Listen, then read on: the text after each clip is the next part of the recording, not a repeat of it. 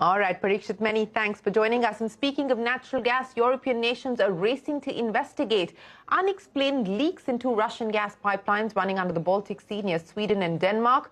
Both pipelines have been flashpoints in an escalating energy war between European capitals and Moscow.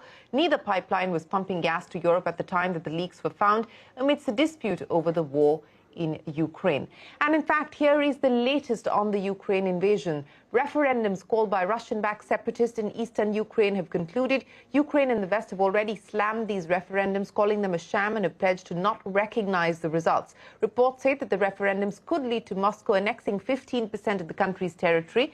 Meanwhile, President Putin's mobilization plan is facing serious backlash in Russia. A man opened fire at a military enlistment office, injuring an officer. As per reports, he was shouting, and I quote, "No one will go to fight," end of quote. There's also been a growing discontent over the mobilization decision. In a rare occurrence, there were protests in Russia demonstrating anti-government sentiment and expressing displeasure over war drafting. The protests were met by police forces. CNBC-TV18 Sanjay Suri gets us the latest developments from Kiev.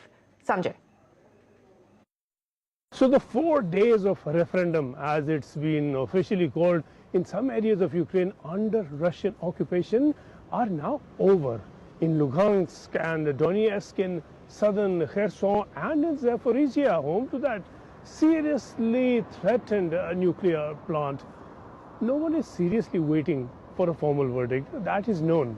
A vote held by Russia in Russian-speaking areas after Ukrainians there had mostly left, a vote not quite transparent, without independent oversight. And yet, a verdict of quite another kind is evident already, and this certainly is not one intended by those working for Putin. Several reports have emerged of people being forcibly taken to vote. Election officials were seen going house to house with armed guards to get people to come out and cast their vote. Is Putin unsure about even enough Russian-speaking voters? Those he supposedly wishes to free of Ukrainian control and take back into the warm embrace of Mother Russia? If an honest count of such votes against Putin in these areas emerged as substantial, that could prove very embarrassing indeed for Putin.